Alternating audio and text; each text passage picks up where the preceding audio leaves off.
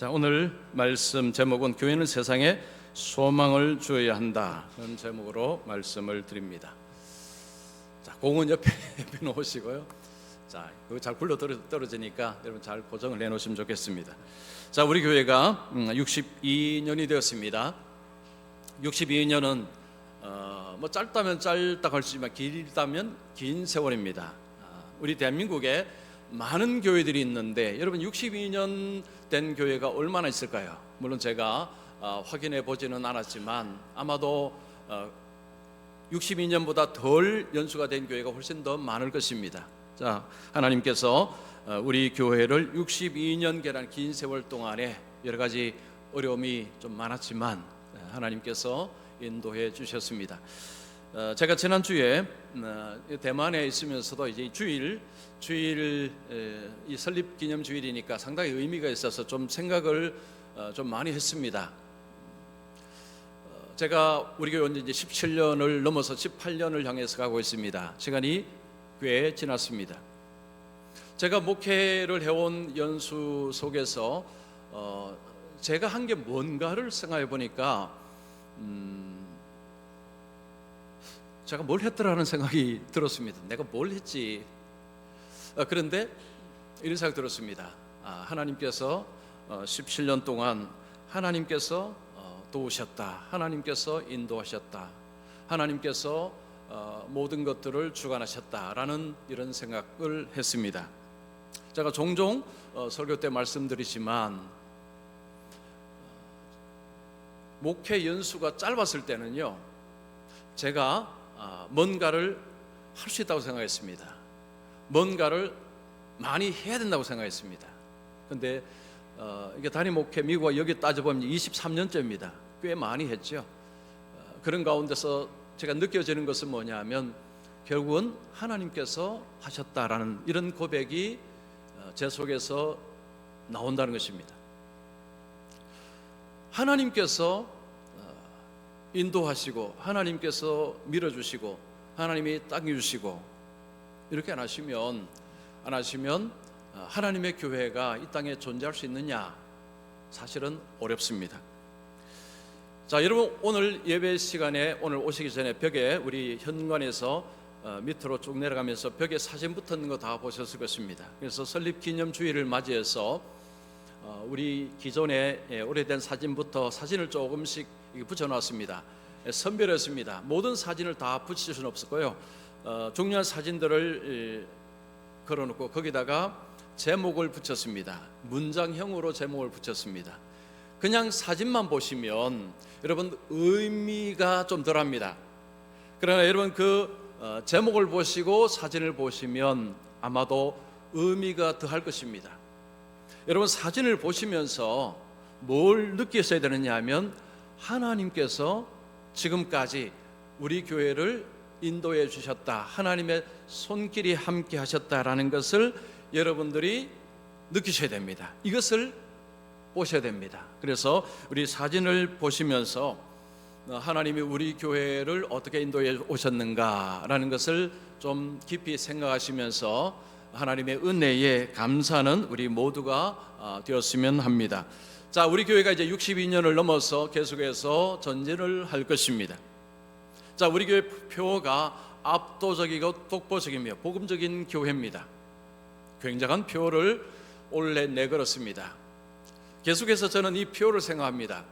지금 이 표대로 가고 있는지를 많이 생각합니다. 그래서 반성도 하고 또 부족한 것이 무엇인가를 생각하기도 합니다. 자, 우리 교회가 계속해서 앞으로 전진하기 위해서 제일 중요한 게 뭘까요?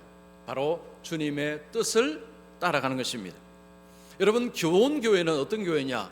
주님의 뜻을 따르는 교회가 좋은 교회입니다. 자, 주님의 뜻은 뭘까요? 교회를 향한 주님의 뜻은 뭘까요? 세상을 구원하는 것입니다. 세상을 구원하는 것입니다. 예수님이 이 땅에 오신 목적이 세상을 구원하시기 위해서입니다. 하나님이 세상을 이처럼 사랑하사 독생자를 주셨으니 이는 그를 믿는 자마다 멸망하지 않고 영생을 얻게 하려 하심이라. 예수님이 오신 목적은 인생들이 멸망당하지 않고 영생을 얻도록 하기 위함이라 라고 말씀하셨습니다. 구원이 뭡니까? 구원은 멸망당하지 않는 것입니다. 그리고 영생을 얻는 것입니다. 이것이 구원입니다. 주님은 이 뜻을 행하기 위해서 이 땅에 교회를 세우셨습니다. 교회가 이 땅에 세워야 될 것은 바로 하나님의 구원 계획을 행하는 것입니다. 여러분, 설교 노트에 우리 말씀 같이 한번 읽겠습니다. 마태복음 16장 18절 시작. 너는 베드로라. 내가 이 반석 위에 내 교회를 세우리니 음부의 권세가 이기지 못하리라. 음부의 권세는 지옥의 권세, 죽음의 권세입니다.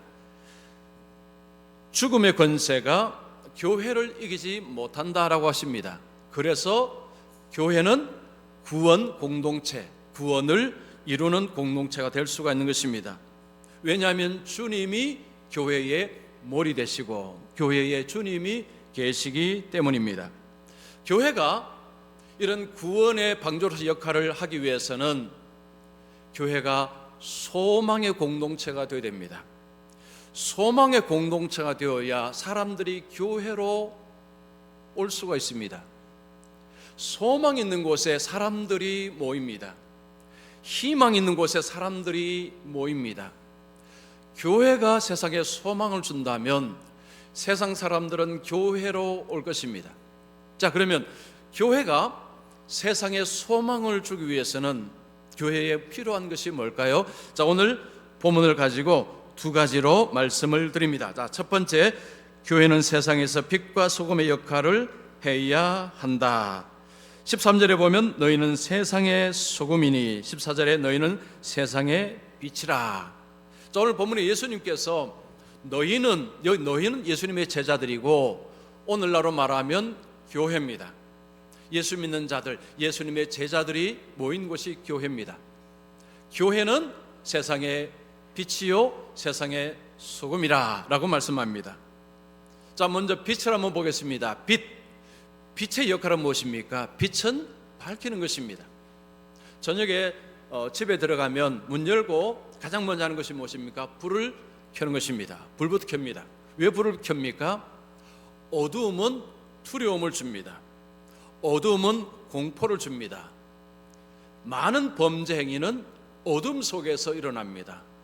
사람들은 어둠을 싫어합니다. 불을 켜면 어두움이 물러갑니다. 그래서 우리는 어둠 속에 있는 것을 좋아하지 않습니다. 불을 켜서 어둠을 쫓아내려고 합니다. 예수님께서 교회를 빛이라고 할 때에 이것은 뭘 의미할까요? 빛은, 성경에서 빛은 누구를 상징합니까? 예수님입니다. 요한복음 1장 5절에 보시면 빛이 어둠에 빛이 돼 어둠이 깨닫지 못하더라. 빛은 예수님입니다. 예수님이 어둠에 오셨다로 이해합니다. 이 어둠은 세상을 말합니다. 세상은 어둠 속에 있었습니다. 빛이 어둠 속에 오셨습니다. 빛이 어둠 속에서 어둠을 몰아내기 위해서 예수님이 빛으로 오셨습니다. 예수님이 오실 때뿐만 아니고 지금도 마찬가지입니다. 지금도 세상은 어둠 속에 있습니다. 어둠 속에 있다는 것은 뭘 의미할까요? 하나님을 알지 못한다는 것입니다. 그리고 죽음 이후에 천국을 알지 못합니다. 지옥을 알지 못합니다. 이것을 알지 못하니 어둠 속에 있는 것입니다. 주님이 이 땅에 오셔서 하나님 나라를 말씀하셨고 지옥을 말씀하시고 성부 하나님을 말씀하시고 성령님을 말씀하셨습니다. 하나님을 모를 때에, 내세를 모를 때에 어둠 속에 사는 것입니다. 교회는 이 땅에서 그것을 드러내는 것입니다. 하나님이 살아계십니다. 예수님은 하나님이십니다. 천국이 있습니다. 지옥이 있습니다. 이것을 드러내는 것이 교회입니다. 교회에 모인 사람들은 세상적으로 볼 때 그렇게 화려하고 그렇게 높은 자리에 있는 사람들은 많이 없습니다. 교회마다 차이는 있지만 보통 교회에서는 그냥 보통 사람들이 있습니다. 즉 그렇게 자랑할 만한 그런 것들이 없는 사람들이 모여 있습니다. 그래서 사람들만 생각하면 어떻게 이 빛의 역할을 할 수 있을까라는 생각이 듭니다. 그런데 예수님이 교회를 빛이라고 하신 이유는 교회에 주님이 계시기 때문입니다. 그래서 교회는 사람을 높이는 것이 아니라 주님을 계속 높여야 됩니다. 무엇을 할 때마다 주님이 하셨습니다, 하나님이 하셨습니다, 하나님이 다 하셨습니다 라고 해야 됩니다. 만약에 사람을 드러내게 되면 교회는 빛을 드러낼 수가 없습니다. 자, 두 번째로 소금이라고 했습니다. 소금은 어떤 역할을 합니까? 소금은 맛을 냅니다. 여러분 식당에 가시면 국을 드실 때나 음식을 드실 때에 싱거우면 소금을 칩니다. 소금을 치면 맛이 있어집니다. 소금은 맛을 냅니다. 교회가 소금이다라고 할 때에 뭘 의미할까요? 세상 속에서 교회로 인해서 세상의 사람들의 삶이 좋아지는 것입니다. 어떤 지역에 교회가 들어가니까 그 지역의 사람들이 유익을 얻는 것입니다. 교회가 들어오니 사람들은 저 교회 쫓아내라, 저 교회 들어오지 못하도록 하라, 이런 일들이 요즘 많습니다. 왜 그럴까요? 교회가 소금의 역할을 못하기 때문입니다. 주님께서는 교회가 소금이다라고 하셨습니다. 교회가 들어간 곳은, 교회가 들어가면 그곳이 좋아진다라고 하신 것입니다. 그래서 교회가 세상에 소망을 주기 위해서는 교회가 들어가서 믿지 않는 사람들이 이 교회로 인해서 우리의 삶이 더 좋아졌다라고 말할 수 있어야 됩니다. 자, 두 번째로 이 소금의 역할은 부패를 막는 것입니다. 여러분 생선 가게를 가면 앞에 생선이 있으면 생선에 소금을 잔뜩 뿌려 놓았습니다. 부패 방지 효과가 있기 때문입니다. 소금은 부패를 방지합니다. 교회가 이 땅에 있으면서 마치 소금 같은 역할을 하는 것입니다. 세상은 부패한 것입니다. 세상은 타락한 것입니다. 더 쉽게 말하면 세상은 망가지고 더 망가지고 있습니다. 여러분 세상을 보십시오. 세상은 많이 발전한 것 같은데 속으로 들어가면 계속 망가지고 있습니다. 우리나라가 경제적으로 굉장히 많이 발전했지만 많은 분들이 자신의 삶을 포기하고 있습니다. 겉은 화려하지만 속을 들여다보면 굉장히 힘들고 어려워하는 사람들이 많습니다. 교회가 존재하는 이유는 사람들에게 희망을 주는 것입니다. 이 세상이 끝이 아닙니다. 지금 그 고난이 끝이 아닙니다. 그 고난에는 의미가 있습니다. 하나님을 보십시오. 주님 안에 소망이 있습니다. 망가져가는 인생을 다시 회복시키는데 하나님이 교회를 사용하십니다. 자, 교회가 세상에서 빛과 소금의 역할을 감당할 때에 이 세상은 교회를 어떻게 볼까요? 야, 내가 교회로 가야 되겠다. 내 삶에 좀 소망이 없는데 내가 교회로 가야 되겠다라고 할 것입니다. 자, 주님께서 이 소금과 빛과 소금이라고 하실 때 여러분 중요하게 생각해야 될 것은 빛과 소금이 되라고 하신 것이 아니고 너희는 빛과 소금이다라고 하신 것입니다. 이게 중요한 것입니다. 너희는 빛과 소금이다. 그 술을 많이 드시는 분이 술을 끊고자 할 때에 보통 이렇게 하죠. 이제는 내가 술을 마시지 말아야 되겠다. 내가 술을 안 마시도록 노력해야 되겠다라고 합니다. 이런 식으로 해서는 결코 성공할 수 없다고 합니다. 어떻게 해야 되느냐? 나는 이제부터 술 마시지 않는 사람이다. 자기 자신의 정체성을 새롭게 만드는 것입니다. 나는 술 마시지 않는 사람이다. 오늘날 심리학에서 이 이야기를 많이 합니다. 자신을 바꾸고 싶다면 정체성을 먼저 규정을 하라는 거죠. 나는 어떤 사람이다. 나는 누구다. 나는 하나님의 자녀다. 나는 천국의 시민이다. 자기를 먼저 규정을 해야 그 정체성에 맞게 삶을 산다고 합니다. 예수님께서는 예수 믿는 사람 그리고 교회를 향해서 너희는 세상의 빛과 소금이 있다라고 규정을 하셨습니다. 자, 우리가 우리 교회를 생각할 때에 우리 교회를 어떻게 생각해야 됩니까? 우리 교회는 세상의 빛과 소금이 있다라고 해야 합니다. 자, 여러분 따라하시기 바랍니다. 우리 교회는 세상의 빛과 소금이다. 함께하는 교회는 세상의 빛과 소금이다. 그렇습니다. 이게 중요합니다. 우리 교회는 세상의 빛과 소금이다. 주님이 규정하신 것입니다. 자, 우리 교회, 우리 나라에서요, 여러분, 교회가 세상에 소망을 지금 주고 있을까요? 세상 사람들은 교회를 신뢰하고 있을까요? 제가 설교 준비하면서 기록을 좀 찾아봤습니다. 찾아보니까 상당히 좋지가 않습니다. 기독교 윤리 실천 운동에서 여기서 2017년, 2020년, 2023년 3년 터울 동안에 대한민국 사람들에게 교회를 신뢰하는지를 물었습니다. 2017년에는 신뢰한다는 응답이 20%, 신뢰하지 않는다는 응답이 50%였습니다. 3년 후 2020년에는 신뢰한다는 응답이 31.8%, 조금 올라갔습니다. 그런데 신뢰하지 않는다는 응답은 63.9%로 또 올라갔습니다. 50%, 3년 전에 50%를 신뢰하지 않는다고 했는데 3년 뒤에는 63%가 신뢰하지 않는다고 했습니다. 자, 2023년 3년 뒤에는요, 신뢰한다는 응답이 21%로 다시 내려왔고 신뢰하지 않는다는 응답은 74%로 뛰었습니다. 조금 이따 가면은, 조금 지나가면 80%, 90%, 100% 갈 것 같습니다. 이 추세로 가면. 여러분, 다른 종교는 어떨까요? 대한민국에 많은 종교 있는데 다른 종교는 사람들이 어떻게 생각하는가? 이 한국 리서치가 2024년에 종교 호감도 조사를 했습니다. 0점에서 100점, 호감도가 좋으면 100점이고 안 좋으면 0점입니다. 점수를 매겨달라고 했습니다. 불교 51점, 50점을 넘겼습니다.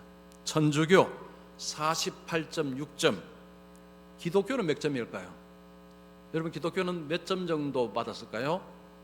35점입니다. 35점. 불교, 천주교보다도 한참 떨어집니다. 기독교가 우리 대한민국 사람들에게 신뢰를 거의 못 받고 있습니다. 그러면 이유가 뭔가를 물었습니다.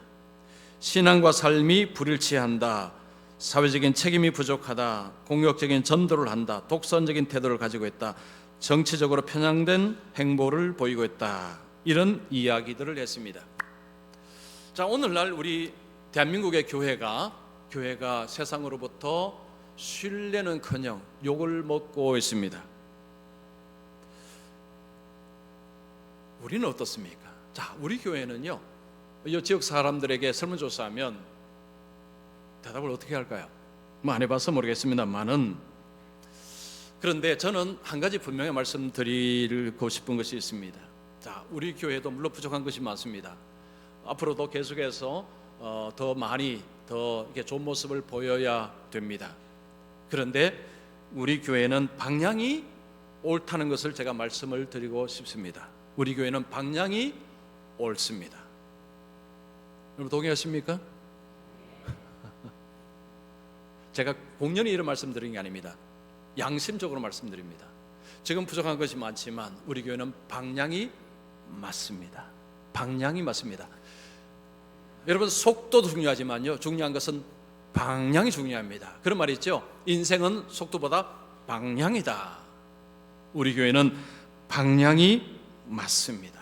이제 계속해서 우리 교회는 계속해서 주님께서 원하시는 쪽으로 계속해서 나갈 것입니다. 계속해서 나갈 것입니다. 그래서 지금도 좋지만 저는 우리 교회가 앞으로 더 좋은 교회가 되리라는 소망을 가지고 있습니다. 여러분, 개인이나 교회나 미래가 지금보다 더 좋을 것이다 라는 이 소망이 너무너무 중요합니다. 여러분, 이 거꾸로가 되면요, 이거 위험합니다. 교회는 소망이 없어. 위험합니다. 그러나 지금은 부족한 것이 많지만 앞으로 더 좋아질 것이다 라는 그런 소망이 있는 개인이나 교회는요, 좋은 것입니다. 저는 우리 교회가 지금도 좋지만 앞으로 더 좋아지는 방향으로 더 좋아질 것이라고 생각하고 그렇게 목회를 해 나갈 것입니다. 자, 두 번째입니다. 교회는 세상에서 선한 일을 행해야 합니다. 자, 16절 보시면 이같이 너희 빛이 사람 앞에 비치게 하여 그들로 너희 착한 행실을 보고 하늘에 계신 너희 아버지께 영광을 돌리게 하라. 너희 착한 행실을 통해서 믿지 않는 자들이 너희를 인해서 하나님께 영광을 돌리게 해라 라고 이야기합니다. 우리 예수 믿는 사람, 교회는 착한 행실을 해야 됩니다. 착한 행실. 자, 그러면 이 착한 행실이 도대체 뭘까요? 자, 에베소서 5장 9절 말씀 우리 한번 같이 읽습니다. 빛의 열매는 모든 착함과 의로움과 진실함에 있느니라. 아멘. 빛의 열매. 지금 오늘 13절의 말씀 너희 빛이 사람 앞에 비치게 하라 라는 말씀과 연관이 됩니다. 빛의 열매, 빛의 어떤 삶을 산다는 것은 어떤 삶이냐? 세 가지로 말씀합니다. 모든 착함과 의로움과 진실함입니다. 자, 이 세 가지의 삶을 살 때에 착한 행실은 거기서 나오는 것입니다. 여러분, 착하다는 말, 어떤 사람이 착해하면 요즘은 조금 비꼬는 말이기도 합니다. 좀 약간 바보스럽다 이런 표현으로 착하다는 말을 쓰죠. 그런데 착하다는 것은 좋은 말입니다. 여러분, 성경에서 여기서 말하는 착하다는 뭘까요? 주님을 닮았다는 것입니다. 하나님을 닮았다는 것입니다. 왜냐하면 하나님은 착한 분이십니다. 하나님은 선한 분이십니다. 하나님이 우리에게 모든 착함, 우리에게 착한 것을 요구합니다. 뭘까요? 예수님을 닮은 모습입니다. 예수를 잘 믿는다는 것은 어떻게 알 수 있습니까? 예수님과 닮았는가를 보는 것입니다. 주일만 봐서는 도무지 알 수 없습니다. 일상생활 속에서 봐야 합니다. 주일날은요, 우리가 가면을 씁니다. 우리 모두는 가면 쓰고 나옵니다. 주일날 봐서는 주님을 닮았는지 닮지 않았는지를 알기가 쉽지가 않습니다. 일상생활 속에서 그 사람의 삶 전체를 봐야 알 수 있습니다. 착함은 주님을 닮은 모습입니다. 자, 의로움. 의롭다는 것은 쉽게 말하면 하나님 나라의 법을 따르는 것입니다. 하나님의 말씀을 따르는 것입니다. 그것이 바로 의로움의 중요한 모습입니다. 우리는 세상의 법을 따르지만 무엇보다도 하나님 나라의 법을 따릅니다. 주님의 말씀을 따릅니다. 주님의 말씀을 따를 때에 의로운 삶을 살아가는 것입니다. 자, 그 다음에 세 번째는 진실함입니다. 진실함은 거짓이 없는 것입니다. 속과 끝이 다르지 않는 것입니다. 오늘날 세상은 교회 다니는 사람들에게 욕할 때에 위선자라는 욕을 많이 합니다. 겉과 속이 너무 다르다는 것입니다. 말은 잘하는데 삶은 전혀 다르다는 거죠. 그런데 하나님께서 우리에게 요구하시는, 교회에 요구하시는 것은 진실함입니다. 겉과 속이 같아야 된다는 것입니다. 자, 세 가지 봤죠? 모든 착함, 의로움, 진실함. 이 세 가지가 있을 때에 그 삶 속에 선한 행위가 흘러나오는 것입니다. 내가 선한 행위를 한다고 하면 한두 번 하고 맙니다. 그러나 삶 자체가 빛의 이런 열매가 있으면 그 삶 속에 흘러나오는 것은 선한 열매라는 것입니다. 자, 우리 교회가 그동안 계속해서 우리 주민센터나 아니면 YWCA나 여러 가지 통해서 지역사회를 돕는 데 힘을 쓰고 있습니다. 주민센터에서 어떤 것을 요구할 때에 한 번도 거절한 적이 없습니다. 우리는 적극적으로 참여하고 우리 동장님과 같이, 그리고 주민센터 여러분들 같이 협력해서 우리 이 청림동에 필요한 것들을 행하는 데 있어서 협력을 하고 있습니다. 자, 그뿐만 아니고 우리 교회는 좀 더 넓혀서 하나님이 기뻐하시는 것들을 하고 있습니다. 작년에, 여러분 작년 기억하십니까? 61주년 때 우리 교회가 1,000만 원을 기부했습니다. 어디 기부했죠? 총신대학교에. 저도 총신대학 신학대학원, 우리 모든 교역자가 다 총신대학 신학대학원을 졸업했습니다. 거기서 신학교육을 받았기에 목회자가 되고 목회를 할 수가 있게 되었습니다. 저는 총신 나온 것을 굉장히 감사하게 생각합니다.